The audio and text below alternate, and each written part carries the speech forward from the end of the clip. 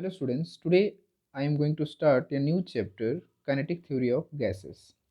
So in this chapter, first of all, I'll explain about BCG law.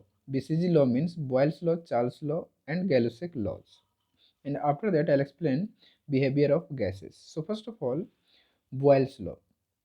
Boyle's law tells us temperature will be always constant. So we can write here P is inversely proportional to the volume. According to this law, if temperature will constant, then we can write pressure is inversely proportional to the volume. मतलब volume यदि तुम्हारा decrease होता है तो pressure increase होगा, just inversely proportional. if volume will decrease then pressure will increase, and volume will increase then pressure will decrease, just reciprocal. Okay, so now we can write this PV is equals to constant. इस proportionality को हटाएंगे तो constant आएगा, इस v को वहाँ पे ले गए मतलब PV is equals to constant. So also we can write this P1 V1 is equals to P2 V2 और भी P3 V3 dot dot dot हम बहुत दूर तक जा सकते हैं इसमें. ओके, सो हम लोग कुछ इस तरीके से लिख सकते हैं P1 V1 is equals to P2 V2 for two mediums. Okay, तो ये हो गया हमारा बॉयल्स लॉ. बॉयल्स लॉ क्या बोलता है? टेम्परेचर हमेशा कांस्टेंट होता है, जिसके कारण प्रेशर जो है इन्वर्सली प्रोपोर्शनल होता है तुम्हारा किसका? वॉल्यूम का. नेक्स्ट वन, सेकेंड वन आता है आपका Charles law. Second one Charles law.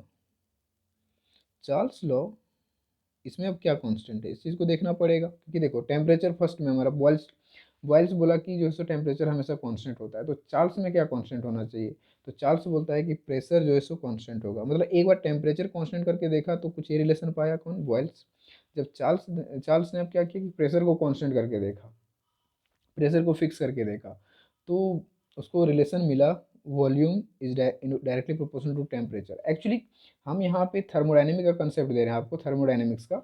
Actual में क्या है कि यदि तुमको पूछा जाए कि what is the parameters of the thermodynamics, then there will be parameters are pressure volume and temperature. तीन ही चीज़ है यहाँ पे, प्रेशर वॉल्यूम एंड टेम्परेचर. किसी भी गैसेस सिस्टम में जब तुम उसमें हीट देते हो तो उसका टेम्परेचर इंक्रीज करता है, साथ ही साथ उसका प्रेशर में और वॉल्यूम में चेंजेस आते हैं. मतलब हम कह सकते हैं इस तरीके से कि किसी भी गैसियस मीडियम में टेम्परेचर को तुम दो या फिर उसका टेम्परेचर को लो, दोनों ही सिचुएशन में क्या क्या चेंज हो सकता है? उसका टोटल तीन चीज़ चेंज हो सकता है, वो है प्रेशर, वॉल्यूम एंड टेम्परेचर. और ये तीनों चीज़ को बोला जाता है parameters of the thermodynamics. Thermodynamics का ये पैरामीटर्स है. ठीक है, तो यहाँ पे फर्स्ट में क्या देखें हम लोग कि फर्स्ट में देखें कि टेम्परेचर इज ऑलवेज कांस्टेंट. मतलब टेम्परेचर यहाँ पे हम लोग क्या किए उस गैसेस मीडियम के लिए कांस्टेंट करके रखें. तो टेम्परेचर को जब कांस्टेंट करेंगे तो 100% उसका क्या चेंज होगा? टेम्परेचर में यदि चेंज नहीं होगा, मान लो हम किसी भी गैसेस मीडियम में हीट दे रहे हैं और हीट देंगे, तो 100% वहाँ पे उसका कुछ तो चेंज जाएगा. तो चेंज क्या आ सकता है उसका? प्रेशर में चेंजेस आएगा और साथ ही साथ वॉल्यूम में भी चेंजेस आएगा यदि हम टेम्परेचर को फिक्स रखते हैं. उसी ये कौन बोला था? बॉयल्स. और इसका ग्राफ भी हम लोग ऑलरेडी जानते हैं, कुछ इस तरीके से होता है इन्वर्सली प्रोपोर्शनल. मतलब एक तरफ से हमारा यदि वॉल्यूम इधर है और इधर प्रेशर है तो कुछ इस तरीके से इसका ग्राफ बनता है. ये हम पहले भी प्रीवियस लेक्चर्स में हम लोग थर्मोडायनेमिक्स जब पढ़ रहे थे तो वहाँ पे हम लोग कुछ इस तरीके से ग्राफ को देखे थे, है ना. अब नेक्स्ट आता है तुम्हारा चार्ल्स लॉ. तो चार्ल्स बोलता है कि यदि प्रेशर प्रेशर को कांस्टेंट रखा जाए तो वैसे सिचुएशन में क्या होता है कि वॉल्यूम जो है directly proportional to the temperature हो जाता है. मतलब किसी भी गैसेस मीडियम में यदि तुम हीट दे रहे हो और वहाँ पे प्रेशर को कांस्टेंट कर दिया गया, मतलब कि प्रेशर में कोई चेंजेज नहीं आना चाहिए, तो वैसे सिचुएशन में क्या हो सकता है कि जो है सो टेम्परेचर जितना, मतलब कि हम हीट देंगे तो हीट देने से टेम्परेचर बढ़ेगा और टेम्परेचर बढ़ेगा तो सीधा उस गैस के वॉल्यूम को चेंज करेगा. वॉल्यूम मतलब कि गैस में जो एक्सपेंड, मतलब गैस जो है एक्सपेंड होगा वहाँ पे, एक्सपेंड होगा तो क्या हो जाएगा? उसका वॉल्यूम में चेंजेस आएगा, डायरेक्ट वॉल्यूम में चेंज आएगा. इसलिए according to Charles law V is directly proportional to the temperature. मतलब यदि यहाँ पे कह सकते हो एक तरीके से कि यदि टेम्परेचर इंक्रीज होगा तो वॉल्यूम भी चेंज होगा, या आप कह सकते हो यदि वॉल्यूम में चेंजेस आएगा तो टेम्परेचर भी चेंज आएगा इक्वल अमाउंट में. मतलब ये क्या दिखा रहा है हमको? यूनिफॉर्मिटी को रिप्रेजेंट कर रहा है. यूनिफॉर्मिटी मतलब यूनिफॉर्म मोशन, एक तरीके से कह सकते हो कि यूनिफॉर्मिटी को रिप्रेजेंट कर रहा है. बट ये यूनिफॉर्मिटी को नहीं कर रहा है, ये वेरिएशन को रिप्रेजेंट कर रहा है, क्योंकि ये इन्वर्सली है और ये तुम्हारा डायरेक्टली है. इसका जब तुम ग्राफ बनाओगे तो स्ट्रेट लाइन बनेगा, कुछ इस तरीके से ग्राफ बनेगा ऐसे.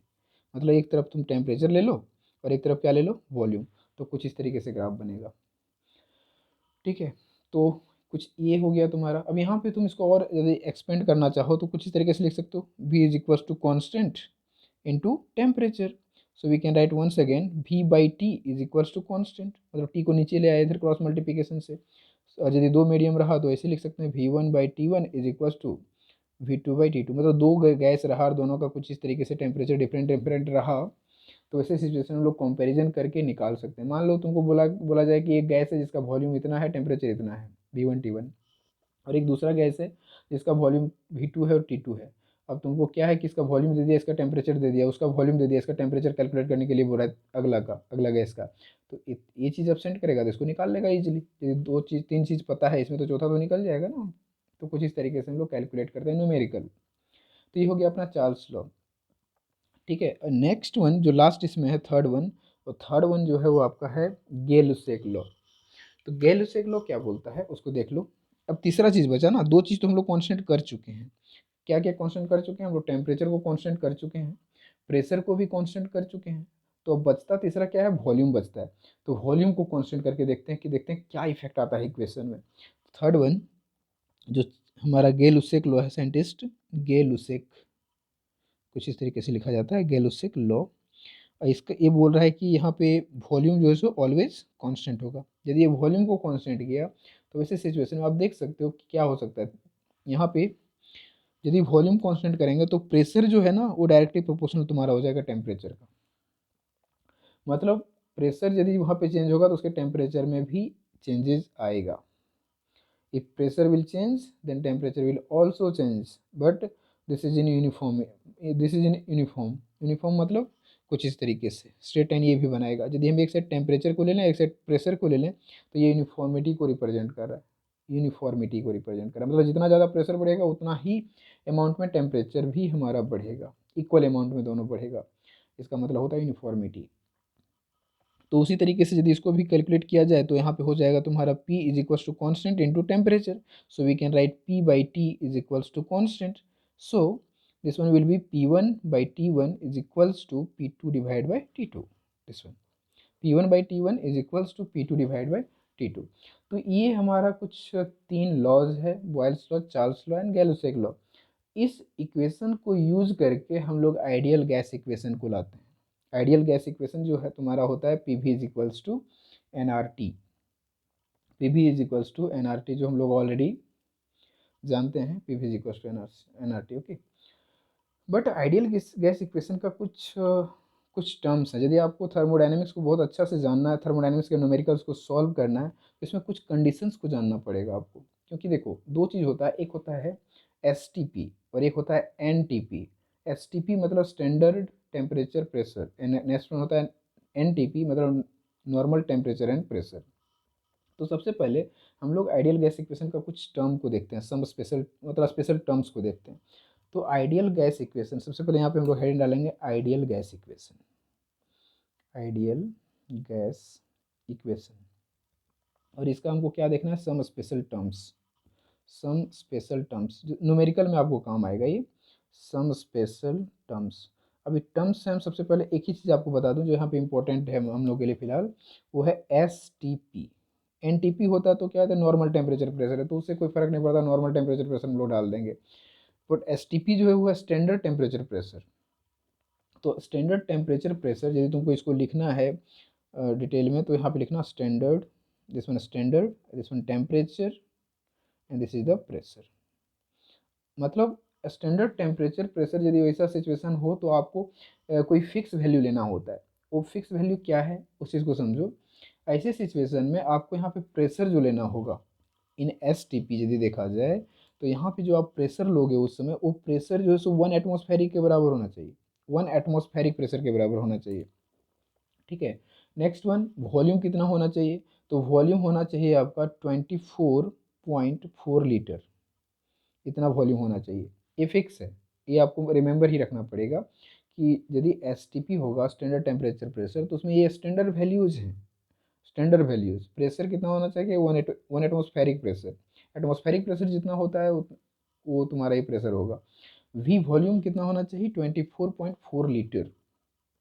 ठीक है, एंड थर्ड वन टेम्परेचर कितना होना चाहिए? तो टेम्परेचर होना चाहिए 0 डिग्री सेल्सियस। या फिर यदि तुम केल्विन में लिखना चाहो तो लिख सकते हो 273 केल्विन, कुछ इतना होना चाहिए। तो ये प्रेशर हो गया, ये वॉल्यूम हो गया, ये टेम्परेचर हो गया अपना, ठीक है। In this situation amount of gas at STP, यदि यहाँ पे मैं बोलूँ कि इस सिचुएशन में यदि अमाउंट ऑफ गैस, जो भी मतलब गैस का अमाउंट होगा, ये जो जितना चीज़ यहाँ पे दिखाया आपको हम, इसमें जो अमाउंट ऑफ गैस होगा वो जो है सो 1 मोल के बराबर होता है। मतलब कुछ इस तरीके से लिखना पड़ेगा आपको यहाँ पे कि इन दिस कंडीशन, या तो यहाँ पे लिख देना इस तरीके से नोट में लेकर के, in this situation, in this situation amount of gas at STP, इस मतलब इस स्टैंडर्ड टेम्परेचर प्रेशर पे जो गैस होगा, चाहे जितना भी अमाउंट का हो, ठीक है, वो जो है सो किसके बराबर होगा, मोल के बराबर होगा। अब डिपेंड करता है कि कितना मोल है, ठीक है, बट वो किस में होगा, मोल में होगा। तो मोल को समझना मतलब यहाँ पे एक तरीके से समझ गया मोल क्या होता है। मोल होता है तुम्हारा amount of gas at STP, STP पे जितना भी गैस होगा वो किस फॉर्म में तुम्हारा होगा, मोल में होगा, जिसको हम लोग म्यू से रिप्रेजेंट करते हैं, मोल को म्यू से रिप्रेजेंट किया जाता है, ठीक है। तो ये जो है सो आप कह सकते, अब बोलोगे मोल क्या होता है, व्हाट इज मोल। तो मोल होता है तुम्हारा क्वांटिटी ऑफ गैस, मोल मतलब क्वांटिटी ऑफ गैस, मतलब गैस का क्वांटिटी है ये, गैस का क्वांटिटी को बताता है। गैस का क्वांटिटी है तुम्हारा क्या है, जैसे मोल, मोल में जैसे होता है ना ये केजी में, तो केजी टाइप से तुम्हारा क्या है यहाँ पे मोल है, quantity of gas you can measure in mole, ठीक है। तो ये फंडा हो गया यहाँ पे, मोल को हम लोग यहाँ पे देख लिए।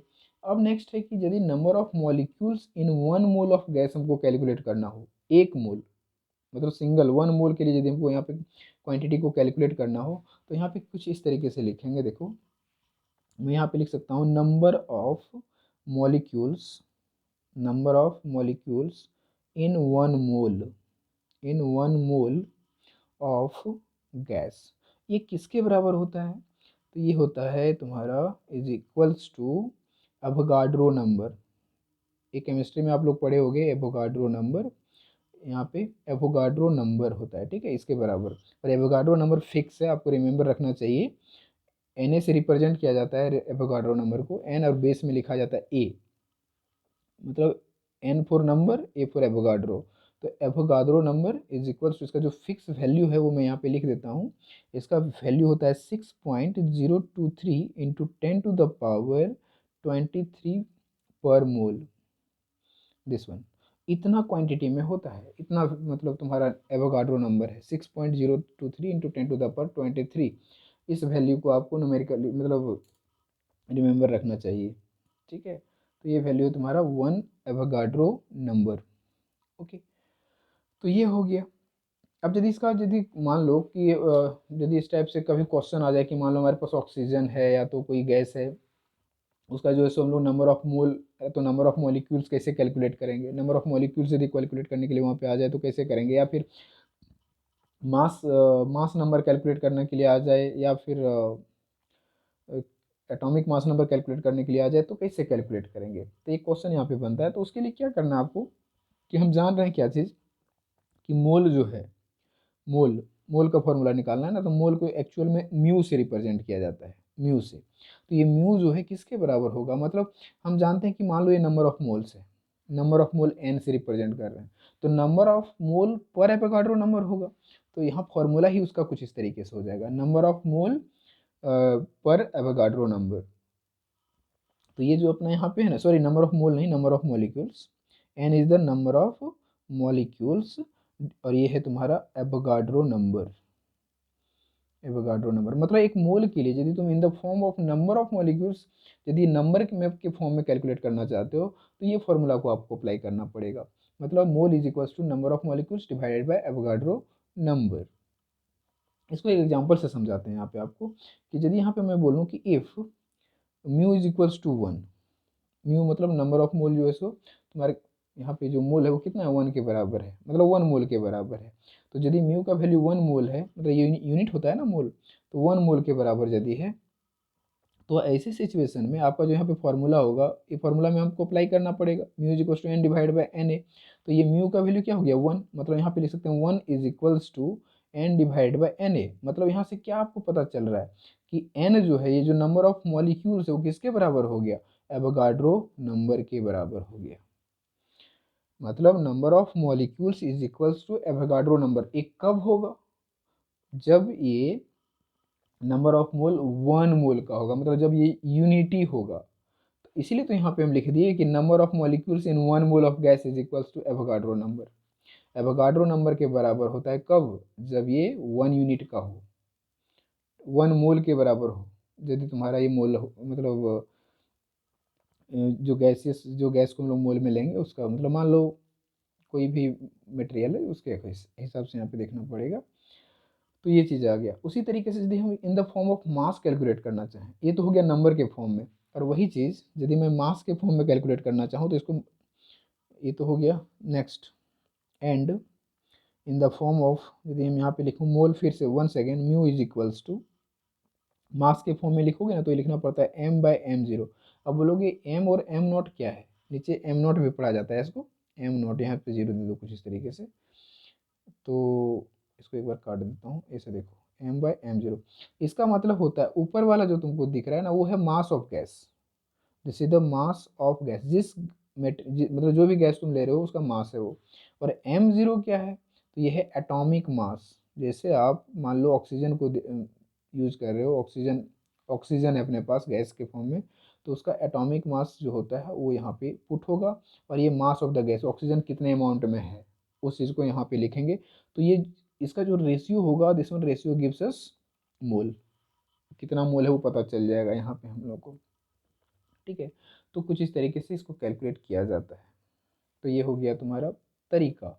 तो यहाँ पे यदि हम क्या देखें, दो फार्मूला देखें ना, दोनों फार्मूला क्या क्या है, इसको राइट साइड में यहाँ पे दिखा रहा हूँ। म्यू इज इक्वल्स टू, एक देखिए कि एन बाई एन ए के बराबर है इन the form of number, number के फॉर्म में। और यही म्यू के बराबर यदि मास के फॉर्म में देखें तो उसका फॉर्मूला क्या है, एम बाई एम जीरो। यदि इन दोनों इक्वेशन को हम इक्वेट कर दें, क्योंकि दोनों का लेफ्ट साइड है, एल एच एस सेम है, तो आर एच एस को हम आराम से इक्वेट कर सकते हैं, या फिर म्यू के बराबर हम दोनों को लिख सकते हैं। तो किस तरीके से लिखा जा सकता है इसको, हम लोग लिख सकते हैं, सो we can write from both the above equations, we can write mu is equals to n divided by na is equals to m divided by m naught। तो ये फॉर्मूला तुम्हारा काम आ जाएगा, कब आएगा, ये फॉर्मूला आपका काम आएगा यदि तुमको इन the form of number calculate करने के लिए बोला जाए। तो आपको क्या करना होगा, सिर्फ म्यू इज इक्वल्स टू इतना लिखना पड़ेगा। और वही चीज़ यदि in the form of mass calculate करना पड़ेगा तो इसको स्किप करना और ये इसके साथ इक्वेट कर देना। तो कुछ इस तरीके से किया जा सकता है। या तो कभी कभी क्या होता है ना, कि कभी कभी आपको नंबर ऑफ मोल भी दे देगा, है ना, और ये भी दोनों दोनों दे देगा, तो दोनों नहीं, नंबर ऑफ मोल दे देगा और तुमको ये दे देगा, तो ये कितना क्वांटिटी में तुम्हारा गैस है वो कैलकुलेट करना होता है। तो एवोगाड्रो नंबर तो फिक्स है, ये फिक्स है, ये भी जो भी मटेरियल होगा उसका फिक्स रहेगा, एन तुम्हारा तो दिया रहेगा, तो कैलकुलेट कर लोगे। मतलब सिर्फ नंबर ऑफ मोलिक्यूल्स देगा, नंबर ऑफ मॉलिक्यूल्स दे देगा आपको, एवोगाड्रो नंबर आपको पता है, ठीक है। और एटॉमिक मास नंबर तो आप उसका देख लोगे पीरियोडिक टेबल में, एटॉमिक मास नंबर जैसे ऑक्सीजन है तो उसका देख लेना जा करके, जो भी होगा तो वहाँ पे सब्स्टिट्यूट करेंगे उसको, तो एम आराम से निकल जाएगा। तो कुछ इस तरीके से हम लोग मास को कैलकुलेट कर सकते हैं। तो ये फंडा हो गया अपना, ठीक है। तो एक फार्मूला ये हो गया। नेक्स्ट अपना आता है आइडियल गैस इक्वेशन, थोड़ा सा इसको भी डिटेल से हम लोग देख लें। आइडियल गैस इक्वेशन को भी डिफरेंट डिफरेंट फॉर्म में हम लोग लिख सकते हैं यहाँ पे इस केटीजी में, काइनेटिक थ्योरी ऑफ गैसेस में। तो हम लोग आइडियल गैस इक्वेशन को थोड़ा सा और अच्छे से हम लोग समझते हैं यहाँ पे एक बार फिर से। आइडियल गैस इक्वेशन, एक्चुअली में अभी तक आइडियल गैस के बारे में हम बात ही नहीं किए, ये तो स्टैंडर्ड फॉर्म के बारे में बात की ना। ये सब जो है कि हम लोग जो किस तरीके से पहले मॉलिक्यूल वगैरह को निकालेंगे, मतलब एक तरीके से बोलो कि गैस के बिहेवियर को कैलकुलेट करना है यहाँ पे हम लोग को। तो एक्चुअल में आइडियल गैस इक्वेशन थोड़ा देख लेते हैं। आइडियल गैस इक्वेशन, तो आइडियल गैस इक्वेशन एक्चुअली हम लोग जानते हैं PV is equals to NRT, या तो कह सकते हो कि हम यदि दो लॉ को लें, PV is equals to constant, and next one क्या था, नेक्स्ट था v by T is equals to constant, मतलब P V is equals to constant is the Boyle's law, and v by T is equals to v by T is equals to constant is the Charles law. And third one था p by T is equals to constant is the, लिख देते हैं एक बार यहाँ पे, P by T is equal to constant, this is the Gay Lussac law. तो यहाँ पे कोई दो इक्वेशन ही हम यदि ले लेते हैं दोनों इक्वेशन को, तो यहीं से हमको आइडियल गैस इक्वेशन मिल जाता है दो ही इक्वेशन से, ठीक है। चाहे तुम गैलोसिक लॉ और एक को इसको लो या फिर इसको और इसको लो, किसी दो इक्वेशन को लेना होता है तो यहाँ से आप आराम से निकाल सकते हो, कैलकुलेट कर सकते हो। तो यहाँ पे देखो, हम यदि दो इक्वेशन को ले रहे हैं, दोनों इक्वेशन को लें तो क्या लिख सकते हैं इसको, भी कॉमन है दोनों के लिए, तो यहाँ पे हमको क्या मिल जाएगा, पी भी divide by T is equals to what, constant. P भी by T is equals to constant. अब यहाँ पे देखो तीनों चीज़ तुमको मिल जाएगा। यदि मैं इसको ढक दूँ टेम्परेचर को, तो क्या मिल रहा है, P V is equals to constant, मतलब क्या मिल गया, बॉयल्स लॉ मिल गया हमको। अब नेक्स्ट अपना आता है, पी को ढक देते हैं तो क्या मिल रहा है, वी बाई टी। देखो V by T is equal to constant, कौन सा मिल गया लॉ, चार्ल्स लॉ। उसी तरीके से यदि मैं भी को ढक दूँ यहाँ से, तो क्या मिल रहा है, P by T is equals to constant, मतलब क्या मिल रहा है, वो गैलोसेक लॉ। तो तीनों लॉ को ये रिप्रेजेंट कर रहा है। This equation represent all three laws, जिसको बोलते हैं BCG law, Boyle's law, Charles law and Gay Lussac law. तुम्हारा एक में टेम्परेचर कांस्टेंट, दूसरा में प्रेशर कांस्टेंट, थर्ड में वॉल्यूम कांस्टेंट होता है, ठीक है। तो कुछ इस तरीके से। अब बोलोगे कांस्टेंट जो है, इस कांस्टेंट को हटाएंगे तो क्या आएगा, तो यहाँ पे आता है एन आर। अब बोलोगे एन क्या है, आर क्या है, तो इस चीज़ को हम लोग यहाँ पे समझ लेते हैं। सबसे पहले लिख लूँ एक बार, पी भी by T is equals to क्या है, एन आर, मतलब यहाँ पे क्या मिलेगा, P V is equals to N R T के बराबर मिल गया हमको। यही तो आइडियल गैस इक्वेशन है, P V is equals to N R T, this is the ideal gas equation. But यहाँ पे यदि वेर करके लिखा जाए कि आखिर ये क्या है, पी मतलब एन क्या है और आर, ये जो कॉन्स्टेंट लिखे हैं यहाँ पे, एन क्या है और आर क्या है, तो ये दोनों के बारे में यदि देखा जाए तो एन जो आपका यहाँ पे दिख रहा है, ये एन है number of mole, this is the number of मोल। बहुत सारा बुक में आपको म्यू मिलता है, तो इन द फॉर्म ऑफ मोल, तो यहाँ पे म्यू भी आप लिख सकते हो, म्यू, म्यू से भी इसको रिप्रेजेंट किया जाता है। मतलब इसको हम लोग कुछ इस तरीके से भी लिख सकते हैं, P V is equals to mu R T, this one in the form of mole, ठीक है। तो P V is equals to mu R T भी लिख सकते हैं। अब आर क्या है, आर जो है so universal universal gas constant होता है, ये यूनिवर्सल गैस कांस्टेंट। तो इसका जो वैल्यू है फिक्स है, यूनिवर्सल गैस कांस्टेंट का वैल्यू होता है 8.314 जूल पर मोल पर केल्विन, दिस वन 8.314 जूल पर मोल पर केल्विन। तो ये वैल्यू है अपना आइडियल गैस इक्वेशन, मतलब सॉरी यूनिवर्सल गैस कांस्टेंट का, ठीक है। तो कुछ इस तरीके से हम लोग देख सकते हैं आइडियल गैस इक्वेशन को। तो आइडियल गैस इक्वेशन हम लोग यहाँ पे देख ले कि P V is equal to क्या होता है, एन आर टी होता है, ठीक है। अब हम लोग कुछ को थोड़ा सा देखना है यहाँ पे, different form of ideal gas का कुछ डिफरेंट डिफरेंट फॉर्म को यहाँ पे हम लोग को देखना होगा। तो कौन कौन सा फॉर्म हो सकता है, थोड़ा देख लेते हैं हम लोग। तो वो फॉर्म है, देखो हम लोग सबसे पहला देखेंगे, सबसे पहले हेडिंग डालेंगे different different forms of ideal gas equation. इसका देखो डिफरेंट डिफरेंट फॉर्म दिखाते हैं आपको। सबसे पहला क्या चीज़ जान रहे हैं हम लोग, जो जान रहे हैं उसको यहाँ पे लिख देते हैं। हम लोग पहले जान रहे हैं P V is equals to N R T की जगह म्यू आर टी यूज़ करें, ठीक है, क्योंकि म्यू से ही represent basically N C R T book करता है म्यू आर टी। या तो एन आर टी से यूज़ करोगे तो भी कोई दिक्कत नहीं है, बट म्यू आर टी से हम लोग लेते हैं, तो फॉर्मूला हम लोग को पता है इसलिए इसको यूज़ करेंगे। तो now P is equals to, we can write once again, P is equals to, देखो दूसरा फॉर्म हम इसको बताने जा रहे हैं आइडियल का, तो इसको कुछ इस तरीके से लिख सकते हैं, mu R T divide by भी इधर नीचे आ जाएगा कुछ इस तरीके से, ठीक है। अब यहाँ पे जो आपको दिख रहा है, यदि in the form of mass लिखना चाहो इसको, in the form of mass, तो हम लोग क्या जानते हैं, mu is equals to in the form of mass जो होता है M divide by M not, कुछ ये फॉर्मूला को ऑलरेडी हम लोग जान रहे हैं, इसके पहले भी जस्ट पढ़े हम लोग। तो यहाँ पे यदि म्यू की जगह पे इस वैल्यू को सब्स्टिट्यूट कर दिया जाए, तो आपका जो प्रेशर का वैल्यू आएगा वो आ जाएगा कुछ इस तरीके से, M by M zero R T divide by V. अब यहाँ पे एक चीज़ आप देखो, यहाँ पे कुछ दिख रहा होगा, मास पर यूनिट वॉल्यूम, ये देखो ये चीज़ दिख रहा है, मास पर यूनिट वॉल्यूम। हम जानते हैं कि मास पर यूनिट वॉल्यूम जो होता है वो किसके क्या आता है, डेंसिटी के बराबर। तो ये डेंसिटी हो गया, मतलब इन द फॉर्म ऑफ डेंसिटी यदि तुम प्रेशर का फॉर्मूला को यदि यहाँ पे लिखना चाहो तो लिख सकते हो, P is equals to density R T divide by what, M not, ये चीज़ आएगा आपको यहाँ पे। तो ये तुम्हारा प्रेशर का फॉर्मूला आ गया। मतलब आइडियल गैस इक्वेशन से हम लोग कुछ इस तरह, आइडियल गैस इक्वेशन से ही हम लोग कुछ इस तरीके का एक फॉर्मूला लिख सकते हैं जो क्या चीज़ का रिजल्ट दे रहा है हमको, प्रेशर के रिजल्ट को दे रहा है, okay, in the form of density of the gas. Gas के डेंसिटी के फॉर्म में हमको दे रहा है। That one formula is rho R T divide by M not. अब रो जान रहे हो, डेंसिटी है, आर क्या है यूनिवर्सल गैस कांस्टेंट है, टी क्या है टेम्परेचर है, और एम जीरो क्या है एटॉमिक मास नंबर है ना। तो ये चीज़ उसी तरीके से यदि in the form of N लिखना चाहो, in the form of number, तो नंबर के फॉर्म में यदि आप लिखना चाहो तो हम जानते हैं कि म्यू इज इक्वल टू क्या होता है N divide by N not, ये फॉर्मूला होता है। और इसी को यदि मैं इस इक्वेशन में सब्स्टिट्यूट कर दूं उसी इक्वेशन में, तो क्या मिलेगा, P इज इक्वल्स टू, हम डायरेक्ट लिख दे रहा हूँ यहाँ पे N by N not, P is equals to N by N not, and यहाँ पे R T divide by V, कुछ इस तरीके से। अब बोलोगे कि यहाँ पे ठीक है, जिस तरीके से वहाँ पे जिस उसको किए मास पर यूनिट वॉल्यूम, उसी तरीके से यहाँ पे एन पर यूनिट वॉल्यूम। तो अब बोलोगे एन अपन वॉल्यूम क्या होता है, तो एक्चुअल में इसको बोला जाता है नंबर, देखो एन क्या है, ये है number of molecules, number of molecules, और ये भी क्या है वॉल्यूम ऑफ मॉलिक्यूल्स, या तो वॉल्यूम ऑफ गैस बोल दो एक तरीके से, वॉल्यूम ऑफ गैस। तो इसको बोला जाता है एक्चुअल में, इसके रेशियो को बोला जाता है number density, sorry number density बोला जाता है, नंबर डेंसिटी, जिसको रिप्रेजेंट किया जाता है स्मॉल एन से, इसको स्मॉल एन से रिप्रेजेंट किया जाता है। तो ये तुम्हारा हो गया नंबर डेंसिटी। तो यदि इसी को हम यहाँ पे यूज़ करें तो क्या लिख सकते हैं, प्रेशर का फॉर्मूला, प्रेशर का फॉर्मूला लिख सकते हैं हम लोग एन, स्मॉल एन है ना, एन और R T divide by N zero, कुछ इतना लिख सकते हैं, small N R T divide by N not. तो ये प्रेशर का फॉर्मूला नेक्स्ट वन हो गया, ये वाला अगला हो गया आपका फॉर्मूला, ठीक है।